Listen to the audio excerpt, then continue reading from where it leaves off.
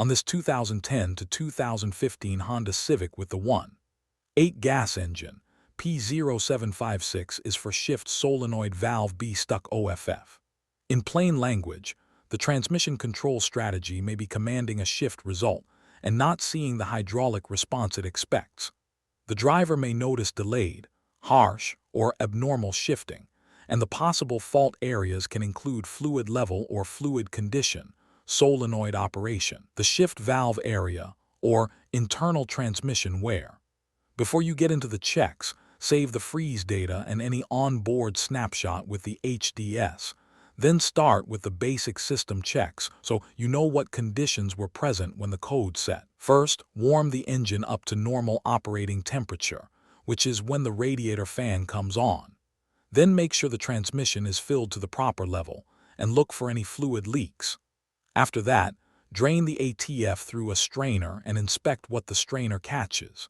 If you find metal debris or excessive clutch material, the path calls for replacing the transmission, then moving to repair verification. If the strainer does not show that kind of debris or clutch material, replace the ATF and continue with the next diagnostic check. Next, check the operation of shift solenoid valve B with the HDS.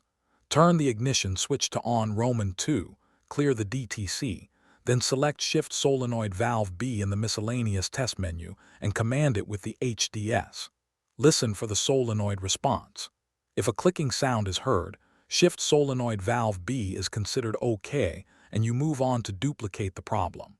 If no clicking sound is heard, replace shift solenoid valve B. Then go to repair verification. Now verify whether the problem is still present.